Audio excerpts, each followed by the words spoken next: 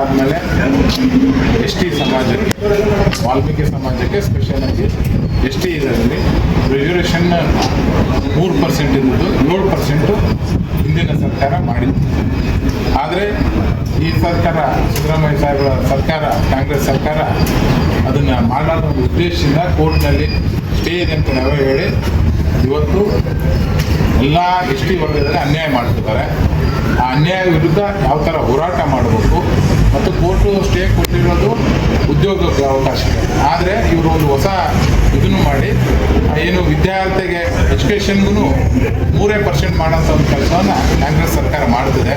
ಈ ಕಾಂಗ್ರೆಸ್ ಸರ್ಕಾರ ತೋರಿಸಿರುವಂಥ ಮಲ್ತಾಯಿ ಧೋರಣೆ ವಿರುದ್ಧ ಹೋರಾಟ ಮಾಡೋದಕ್ಕೋಸ್ಕರ ಯಾವ ಥರ ಹೋರಾಟ ಮಾಡಬೇಕಂದು ರೂಪರೇಶ್ವರ ಹಂಕೋಸ್ಕರ ಇವತ್ತು ರಮೇಶ್ ಜಾರಕಿಹೊಳಿ ಅಣ್ಣವರ ನೇತೃತ್ವದಲ್ಲಿ, ರಾಮುಲು ಅಣ್ಣವರ ನೇತೃತ್ವದಲ್ಲಿ ನಾವೆಲ್ಲರೂ ಸುಮಾರು 20 ಜನಕ್ಕಿಂತ ಹೆಚ್ಚು ಜನ ಮಾಜಿ ಶಾಸಕರು, ಮಾಜಿ ಸಚಿವರು, ಮಾಜಿ ಸಂಸದರು ಎಲ್ಲರೂ ಒಂದು ಸಭೆ ಸೇರಿ ತೀರ್ಮಾನ ಮಾಡಿದ್ದೇವೆ.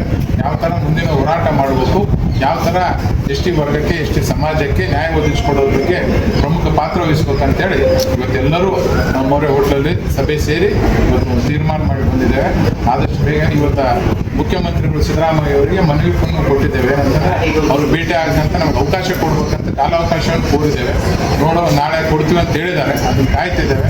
ಅವ್ರು ಕಾಲಾವಕಾಶಕೊಂಡು ಅವ್ರಿಗೆ ಹೋಗಿ ಭೇಟಿಯಾಗಿ ಮತ್ತು ಸಾಮಾಜಿಕವಾಗಿ ಯಾವ ಥರ ಹೋರಾಟ ಮಾಡಬೇಕು, ಜನಜಾಗೃತಿ ಯಾವ ಥರ ಮಾಡಬೇಕು ಅನ್ನೋದ್ರ ಬಗ್ಗೆ ಹಲವಾರು ತೀರ್ಮಾನ ತಗೊಂಡಿದ್ದೇವೆ.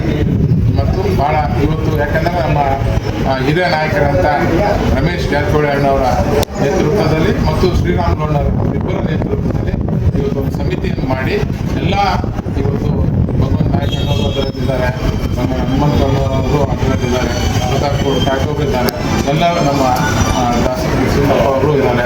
ಈ ಥರ ಎಲ್ಲ ಮುಖಂಡರು ಫಕೀರಪ್ಪಣ್ಣನ ಆದಿಯಾಗಿ ಭಾಳಷ್ಟು ಜನ SV ರಾಮಚಂದ್ರ ಅವರು ಎಲ್ಲರೂ ಸೇರಿ ಇದು ಹೋರಾಟಕ್ಕೆ ಏನು ಮಾಡ್ಬೇಕಂತ ರೂಪರೇಷೆಯನ್ನು ಆಗ್ತಿದ್ದೇವೆ. ಇನ್ನು ರೂಪರೇಷೆ ತೀರ್ಮಾನ ಆಗಿಲ್ಲ ಅಲ್ಲ, ಈಗ ಫಸ್ಟು ನಾವು ಮುಖ್ಯಮಂತ್ರಿಗಳಿಗೆ ಭೇಟಿ ಆಗ್ತೀವಿ.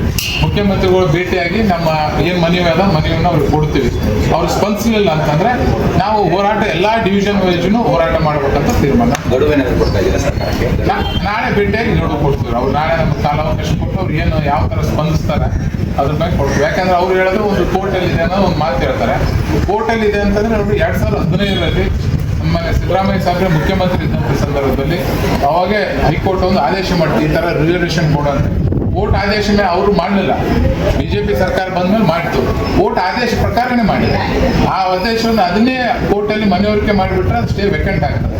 ಆದರೆ ಅವರು ಸ್ಟೇ ವೇಕೆಂಟ್ ಮಾಡೋಂಥ ಆಸೆ ಇಲ್ಲ, ಯಾರೂ ಅಟೆಂಡೇ ಆಗಿಲ್ಲ. ಈ ಒಂದು ಕೇಸ್ ಬಂದಂಥ ಸಂದರ್ಭದಲ್ಲಿ ಸರಿಯಾಗಿ ಅಟೆಂಡೇ ಆಗಿಲ್ಲ. ಅಟೆಂಡ್ ಆಗಲಾದ ಉದ್ದೇಶ ಏನಪ್ಪ ಅಂದರೆ ಸ್ಟೇ ಸಿಗ್ಬೇಕನ್ನೋದಕ್ಕೆ ಅವರು ಆದೇಶ ಮಾಡೋಕ್ಕಿಂತ ಮುಂಚೆ ಓವರಾಲ್ ಆಗಿ ವಕೀಲರೇ ಹೇಳ್ತಾರೆ ಹಿಂಗೆ ಅಂತಂದು ಅದೇ ಪ್ರಕಾರ ಸ್ಟೇ ಕೊಟ್ಟರೆ ಅದು ಸ್ಟೇ ವೇಕೆಂಟ್ ಇವ್ರು ಮಾಡಿಸ್ಬೇಕು. ಮತ್ತು ಸಮಾಜ ಎಲ್ಲ ಮುಖಂಡರು ಸೇರಿದ ಆ ಕಾನೂನು ಹೋರಾಟನ ಯಾವುದು ಥರ ಮಾಡ್ಬೇಕಂತ ಪ್ರೈವೇಟ್ ವಕೀಲರು ಇತ್ತು ಅದನ್ನು ಮಾಡ್ತಿದ್ದೇವೆ. ಮತ್ತು ಜನಜಾಗೃತಿ ಯಾವ ರೀತಿ ಮೂಡಿಸ್ಬೇಕಂತೇಳಿ ರಮೇಶ್ ಅಣ್ಣರ ನೇತೃತ್ವದಲ್ಲಿ ಬರುವ 31 ತರ ರಾಯಚೂರು ಸಭೆ ಮಾಡ್ತೀವಿ. ಮತ್ತೆ 31ನೇ ತಾರೀಕು ರಾಯಚೂರಲ್ಲಿ ಸಭೆ ಮಾಡ್ತಿದ್ದೇವೆ. ಇನ್ನೊಂದ್ಸರಿ ಬೆಳಗಾವಿಯಲ್ಲಿ ಸಭೆ ಮಾಡ್ತೇವೆ. ಇನ್ನೊಂದ್ಸರಿ ದಾವಣಗೆರೆಯಲ್ಲಿ ಮಾಡ್ತೇವೆ, ಮೈಸೂರಲ್ಲಿ ಮಾಡ್ತೇವೆ. ಇವರೇನು ನಮಗೆ ಸ್ಪಂದಿಸಲಿಲ್ಲಪ್ಪ ಅಂದ್ರೆ ನಮ್ಮ ಹೋರಾಟ ಹೇಗೆ ಪಾದಯಾತ್ರೆ ಇಲ್ಲ, ಪಾದಯಾತ್ರೆ ಏನಿಲ್ಲ, ಬಹಿರಂಗವಾಗಿ ಪ್ರತಿಭಟನೆ ಮಾಡ್ತೇವೆ. ಅದರ ಸ್ವಾಮೀಜಿಯವರು ಎಲ್ಲರೂ ಬರ್ತಾರೆ. ಪಕ್ಷವಾಗಿ ಎಲ್ಲ ಪಕ್ಷದ ಮುಖಂಡರು ಭಾಗವಹಿಸ್ತಾರೆ.